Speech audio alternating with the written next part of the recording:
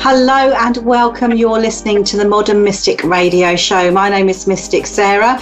We are on A1R Psychic Radio, the world's #1 radio network.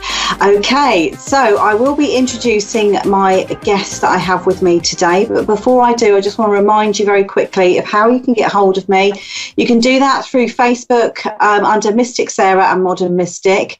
You can also get through to me on my website, which is www.modern-mystic.co.uk. And I'm also going to announce very quickly that within the next sort of 3 to 4 weeks, I will be moving to the Shropshire area. So if you're listening and you would like a reading, that is where I'm going to be from now on. Okay, so without further ado, let me introduce my guest. I'm really excited to have her on. She's a very, very busy lady. She's a psychic medium. She's based in the UK, plus she does work in the US as well, and her name's Kate May. Hi, Kate, how are you? Hi, yeah, good, thank you. Thank you for coming on to the show. I know that you are incredibly busy. So tell me just a little bit about how your psychic journey started. So did it start from childhood, or how has it developed? So I just had an interest, really. I haven't got lots of wonderful stories that lots of people have said when they're a little girl, they did this, they did that. I haven't got any of that. It literally just started as an interest. And at school, I would predict people's star signs for them. I would work out their personality. So the astrology side of it came in as my strongest interest. And actually, it was only last week I bumped into a load of them. And they said, we're not surprised you're doing this, because at school you were always into the astrology part of it. And I had, when I was about 14, I had a little job down our local pier doing astrology readings for this couple that were mediums.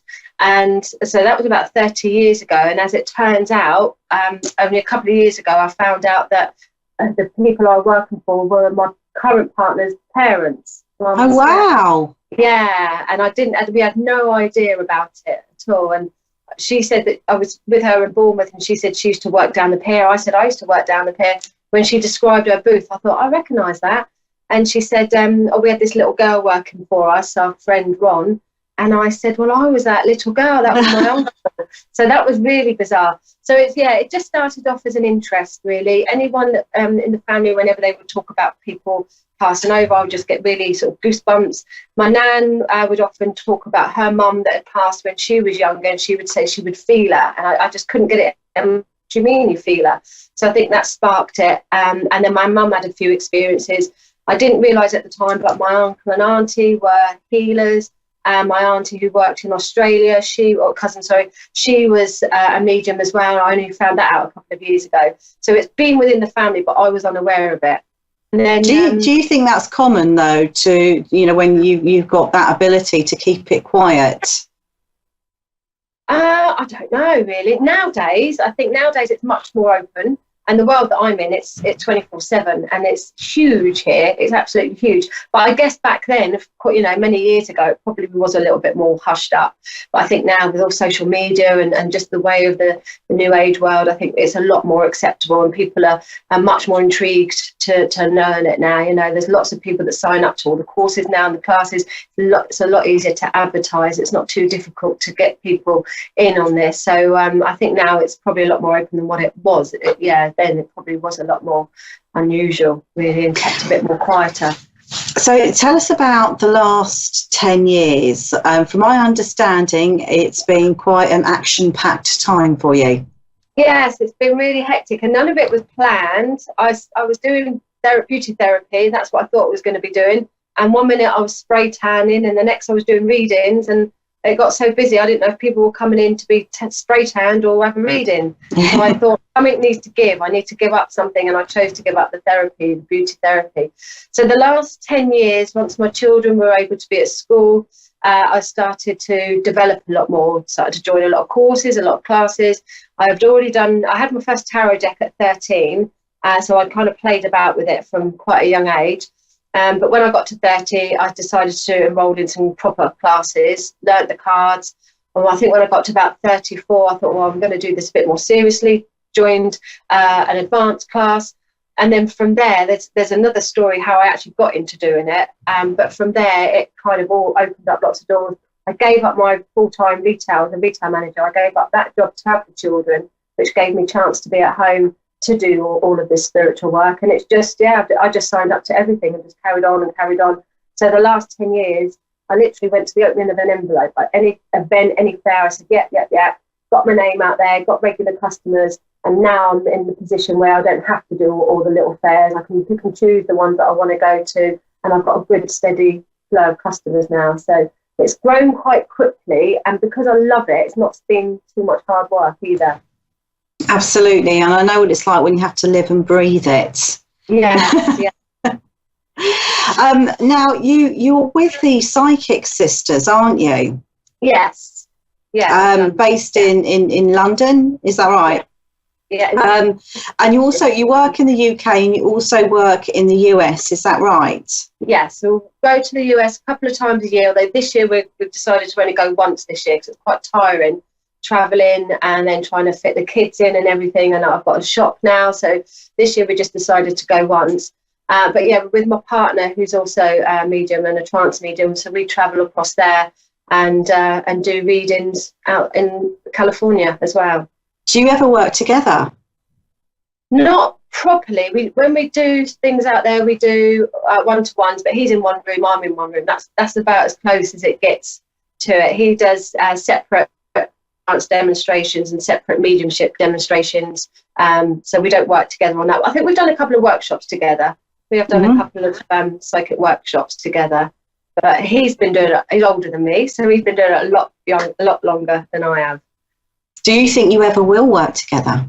Yeah, I expect there will be. He'll probably say, no, can't see that. But I'm sure we'll do something at some time. It'd be quite cool, wouldn't it? A couple doing it, you know. Absolutely. So tell me a little bit about the Psychic Sisters. How did that come about?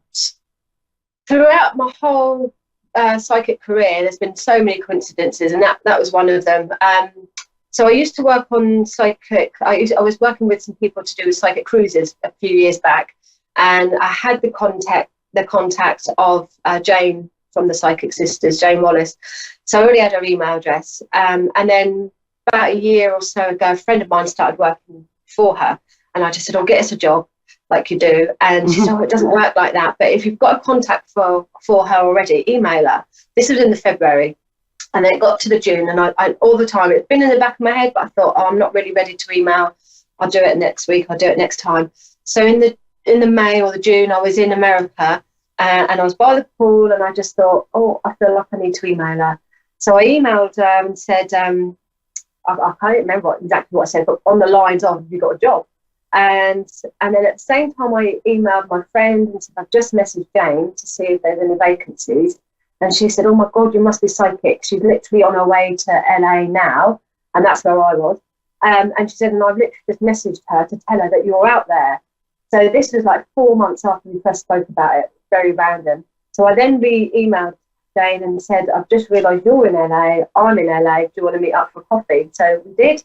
And then from that, I started working there about 2 months later. Wow. And how long have you been working there now? A few months now. Yeah, a few months now. Not too long. I love it. The girls are lovely. It's good. Wonderful. It's a wonderful opportunity as well. Oh, right. Yeah, you read for people all over the world. It's a really good opportunity. Yeah, really lucky. Fantastic. Now, one thing I wanted to ask you, you're a psychic development teacher. As well, so am I. Now, I saw something on Facebook today, and I know you shouldn't believe everything that you see on Facebook, and I don't happen to agree with this, but I just wanted your thoughts. I mean, I teach psychic development, you teach psychic development, and I saw a post that said, mediumship cannot be taught. You are born as a medium. What do you think to that? Wow, I wouldn't say I was born a medium. I think your soul has an idea about what you're going to be doing, and you can develop abilities to it. I think that some people would be better, and it might become easier and not everyone can be taught how to be a medium. But if you've got a strong enough passion and a strong enough interest, and you're prepared to put the work and the commitment and the time into it, then I guess it's possible, really. But can you be taught to be a medium? You can be given the tools to develop yourself, and as far as that goes, I think your soul would have an idea if that's meant to be your pathway. You're going to be pulled on to that, whether you like it or not, I think. Well, I mean, I believe that we are all born with the same abilities, but some people use them, some people don't.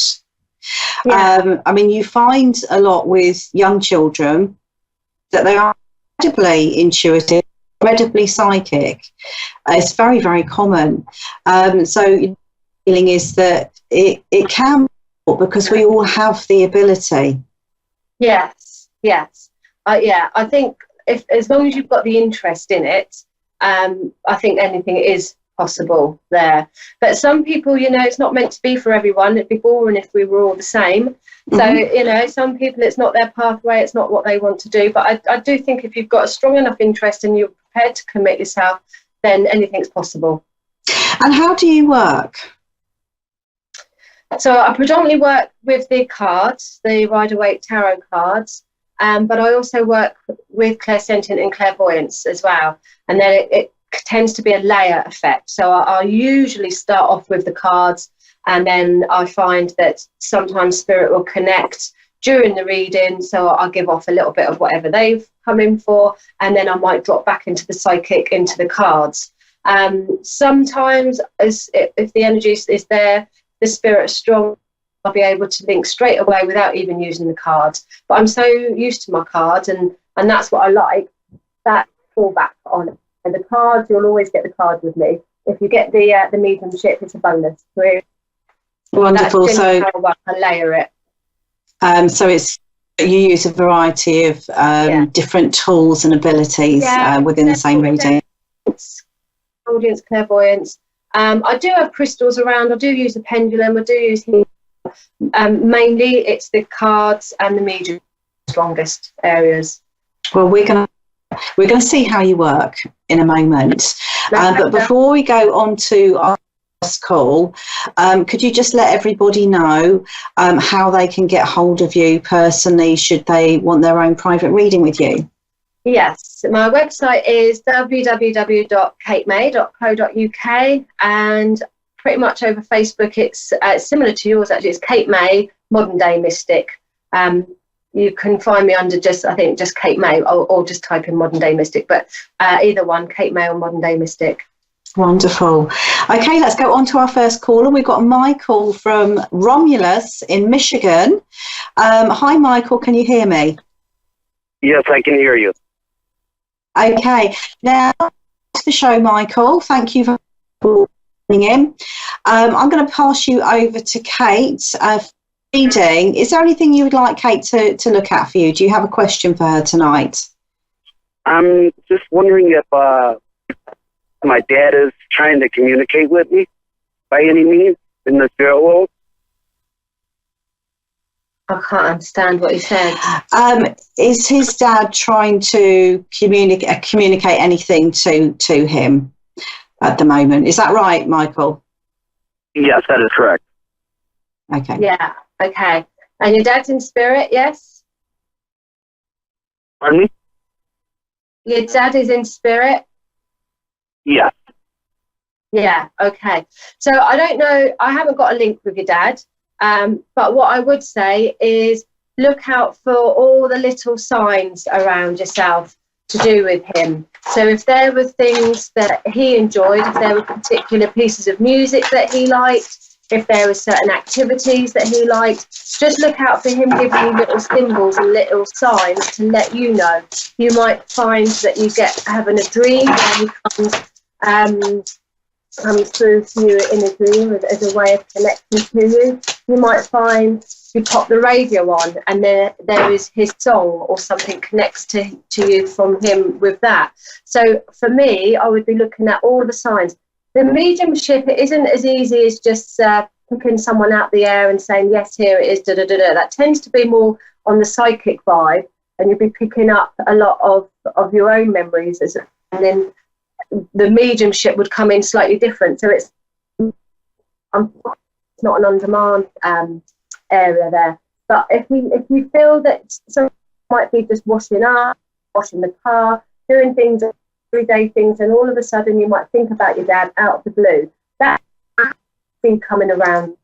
Look out for signs. Go with your. If you just feel that you if you're building up, if you think about your dad, him coming close to you. You really need medium answers. You can just sit quietly and just think about him and just, talk to himself with it. But I would be looking at all the little symbols and the little signs. Maybe it's a butterfly, a particular bird. Looking at that they can manipulate the energy to show themselves to be around you. And look out for dreams as well.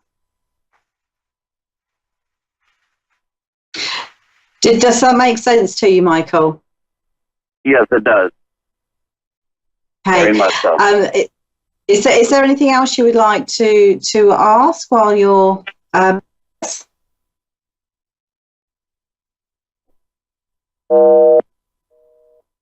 Okay. Right. Well, hopefully we will have through in a moment. But it was very interesting, actually. The point that you made, in the sense, it's not a dial-up survey, and we can only get mediums. God willing, you'd get the right person come through, and it'd be lovely. But and maybe mediums that don't use the cards, those that are much more experienced, maybe they can do that. But for me personally, it doesn't work like that. I get what, and I can't just, obviously you can't make it up. And I know the difference if I'm working psychically and I'm picking up their energy and the memories. I know that feels when I'm actually got a link with somebody. So I think it's important to be honest and tell people that actually what I've got is a psychic link here. This isn't your dad, but I would have known this and this and this. And then you're able to get something come later on through it. So, you've got to be honest, but it would be lovely just to be like, oh yeah, I've got your dad, his name's Bob, blah, blah, blah. At a whim, that'd be great. That'd be great. I think a lot of mediums would love to be able to just tap in that way. It really does depend on who, what's going on for that person. If it's the right timing as well. All the circumstances, lots of things in their life, in my life, in lots and lots of different things. Yeah.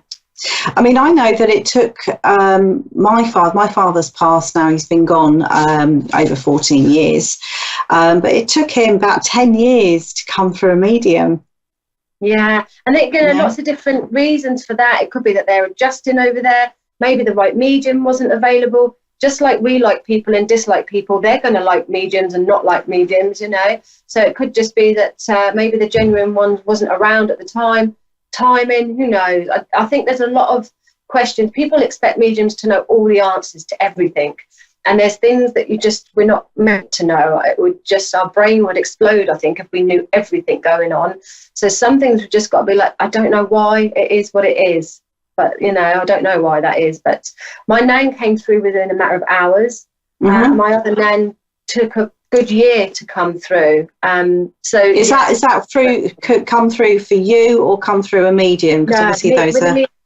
So I was really lucky. So how I kind of ended up getting into this, I went to a toddler group, and I took a friend and I said, I'm never going to go, but I'll go along with you because then you can stay and meet friends. I'm quite happy with the friends I've got. Well, I went forever and she never came back. And within that, I made a lot of new friends. One of the girls I got really close to, because I was doing therapy, she said to me, would you bring your couch and do lots of, do some treatments on the mums while the kids are playing? So I said, yeah, okay, I'll do that.